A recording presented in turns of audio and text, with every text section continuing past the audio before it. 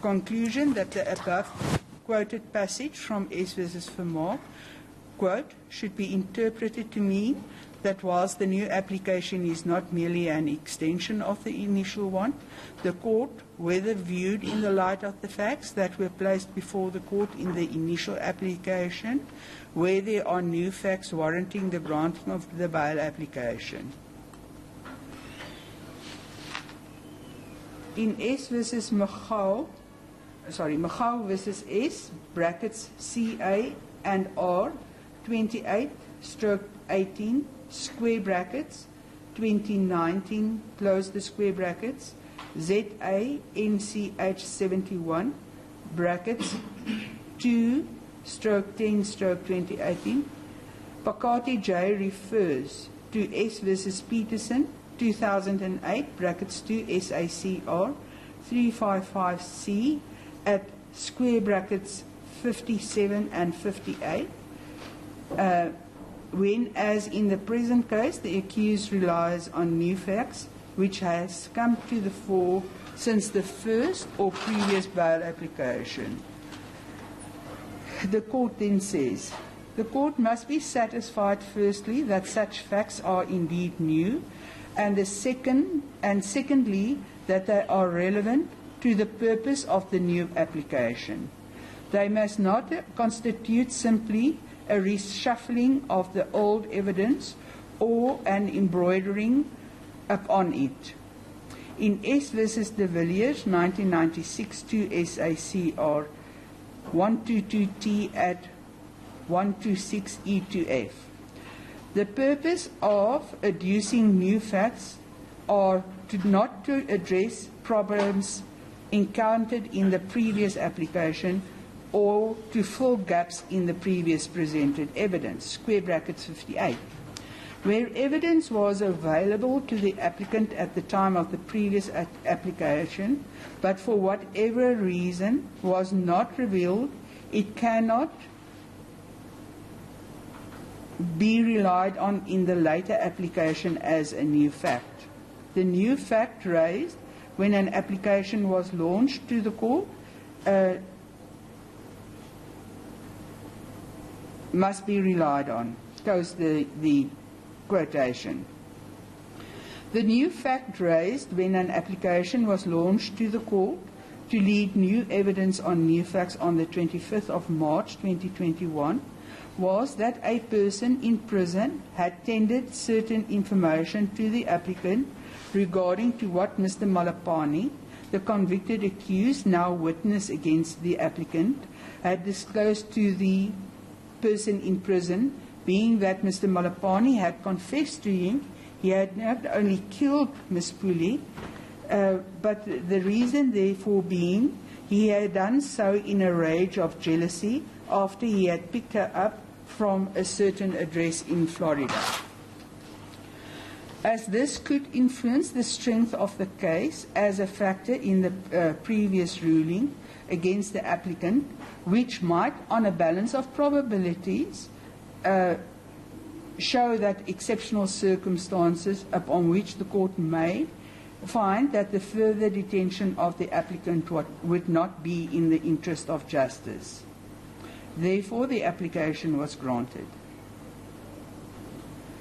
It is clear that this new fact was presented to show that the state's case is weak or non-existent against the accused, as this witness to the defense will negate the evidence of Mr. Malapane as false, and as the state relies on his evidence to implicate the applicant in the murder of Ms. Pule.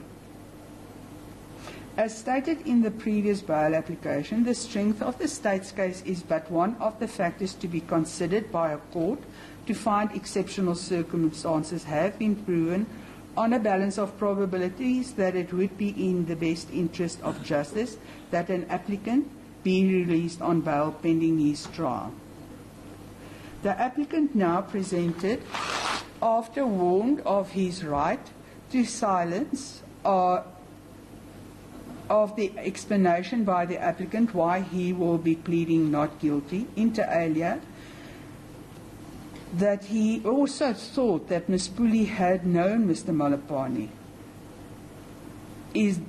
And this is now confirmed by the witness, which he found in jail, and that Mr. Malapane was lying in his 205A plea deal in terms of the Criminal Procedure Act.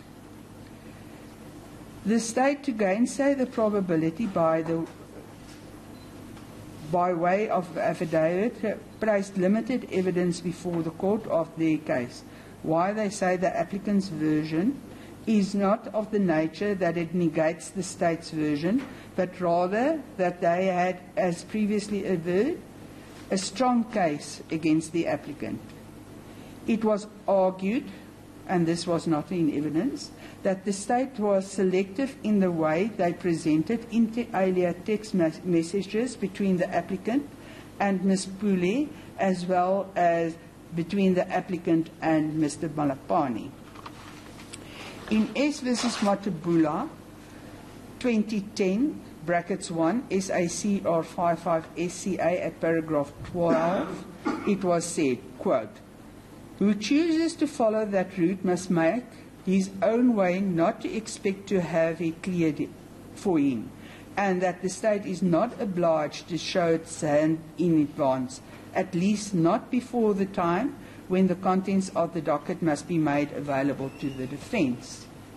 In S versus Mpumula, 2007, brackets 2 SACR 133E at 138.5H, it was said that the state has no onus to disprove at the bail stage that it has a strong case against the accused, nor to disprove the existence of exceptional circumstances. In S versus Cook, 2003, brackets 2 SACR 5 SCA at paragraph 15, and S versus Van Wyk, 2005, brackets 1 SACR 41, Supreme Court of Appeal case, it was stressed by the SCA that in the course of the bail application, the presiding officer does not have to make a finding, even on a provisional basis, as to the guilt or innocence of an applicant for bail. All that the court has to do is to weigh the prima facie strength or weaknesses of the state's case, and such decision ought not to be made with regard to the credibility finding, in order that bail proceedings do not become a dress rehearsal for the trial itself.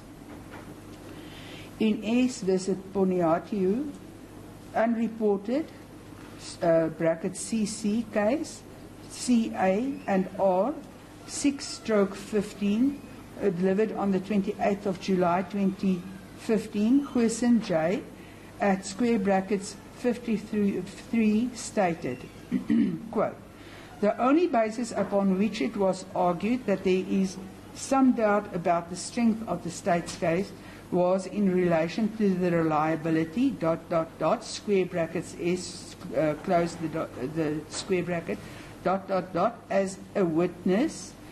That issue of course is a matter that no doubt will be canvassed fully at the criminal trial. It is after all at that stage that critical questions of the admissibility and credibility of the witnesses will be tested. What the court is called upon to consider in a bail application is the nature of the evidence that is available to the prosecution.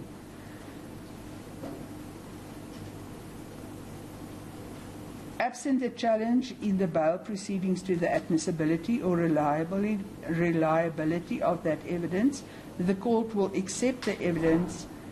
It is upon this acceptance that the court decides whether the case is strong or weak. Close the quotation. The state has presented evidence that it was the applicant who contacted Mr. Malapane before, during and after the deceased removal from his house. and on the date of the murder or even before, not only by way of social media, but also a meeting a day or so after the murder of Mrs. Pule.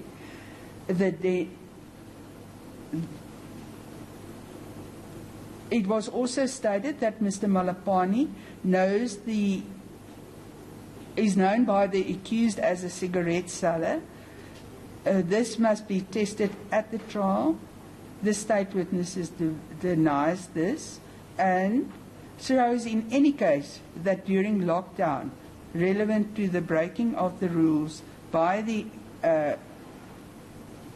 applicant, where these rules were instituted by the government in the interest of the community. The state also presented evidence that the accused, and the state was honest about this, initially exonerated himself, but always implicated the accused and no other person, as he did in the Section 105 plea agreement, that the applicant was the one that was involved in the death of the deceased. The applicant then gives further and elaborates and embroiders on the facts he previously placed before the court in the first bail application and asks the court to now reconsider these aspects on both the old and the new facts and make a finding that indeed he has now shown on a balance of probabilities that it would be in the interest of justice that he be released on bail. These are not new facts as anticipated in the bringing of a new bail application. I will, however, refer to some of these.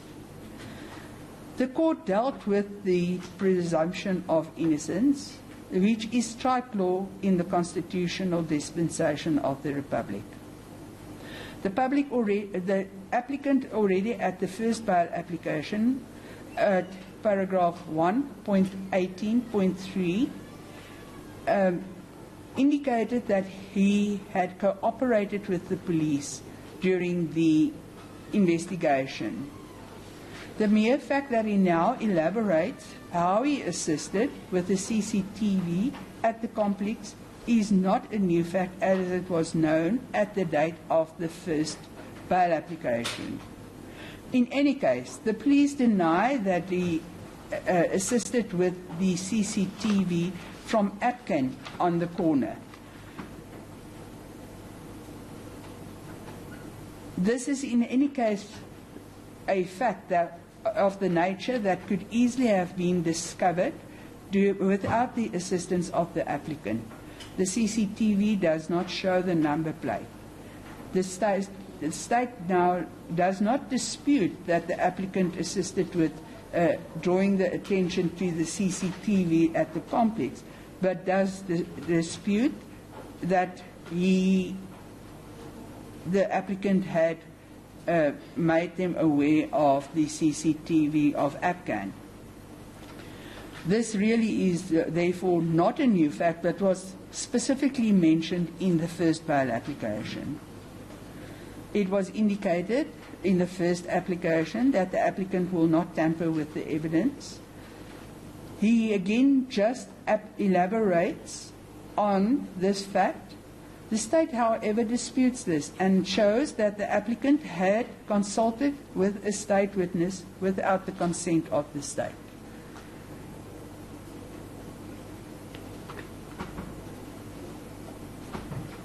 And it must be reiterated that it is not the state that carries the burden as implied in paragraph 18 of the new bail application. To then say that the state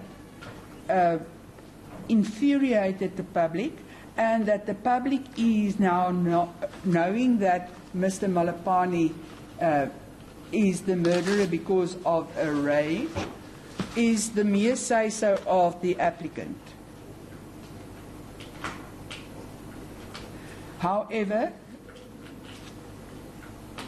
it is the applicant himself, as stated in the first bail application, that death threats were made before he was arrested, and when he was not even a suspect. Again, this is not a new fact, but existed at the first bail application. What is now placed before the court is the evidence by the state, rather, that the prima facie case against the applicant is indeed prima facie as they stated during the first bail application. The fact that the threats no longer exist is on the mere say-so of the applicant. If they had any evidence of this, the court is sure that this would have been presented by way of statement, which is not done. This would have, of course, been a new fact to consider, because this was one of the reasons why the bail was refused during the first bail application. The applicant is now unemployed, and this is indeed a new fact. The applicant knew that he could reopen his case, and that is why this evidence was placed before the court at a later stage after the state had presented their evidence. This now rather also shows that the applicant is unemployed and that he has no income, and that many of the aspects whom he would be supporting now falls away. The applicant avers that in the light of his dismissal, he needs to appeal the dismissal, but he also states that he has already lodged the appeal, although he is in custody. He does not say how he managed to do this, whether it was through his attorneys, etc. Therefore, the court finds that he does have means to lodge the appeal, and therefore the suggestion is that even if it's necessary for him to be taken to the hearing on appeal, he would be able to do so. At the first application, certain words were uttered by the applicant. It is stated by the state. The applicant did not deny this, although he knew at that stage of the fact that he would deny this. Exactly what was said in S versus de Villiers Supra is now applicable. He cannot now address the problems encountered in the first bail application or fill in the gaps in previously presented evidence. The same can be said about the applicant's averments in paragraph 22, that he is not a flight risk and why he did not flee in the past, and this was already dealt with during the first bail application, and nothing new has been brought to the fore.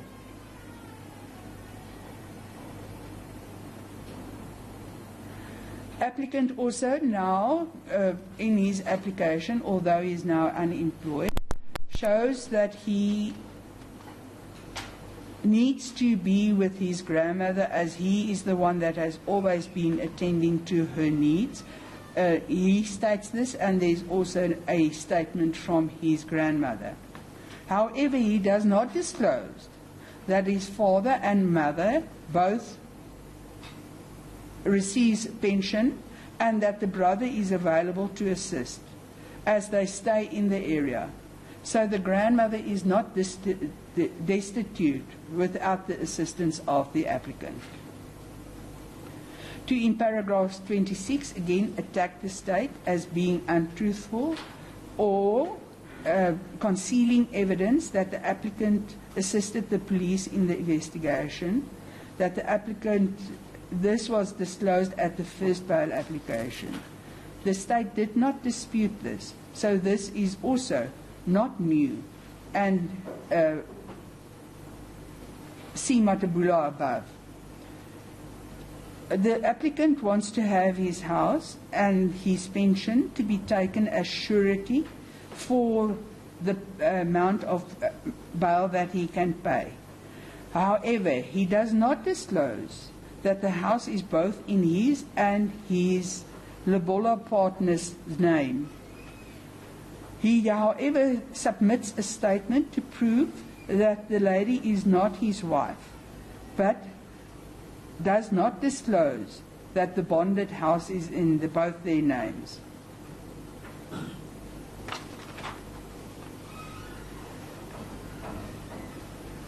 The applicant has placed nothing compelling before this court when taking into account the new evidence not known previously and the elaboration already on the known facts that exceptional circumstances do exist, why it would be in the interest of justice that he be submitted to bail. Bail is refused.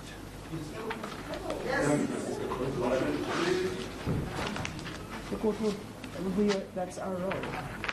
Yes, the director wishes to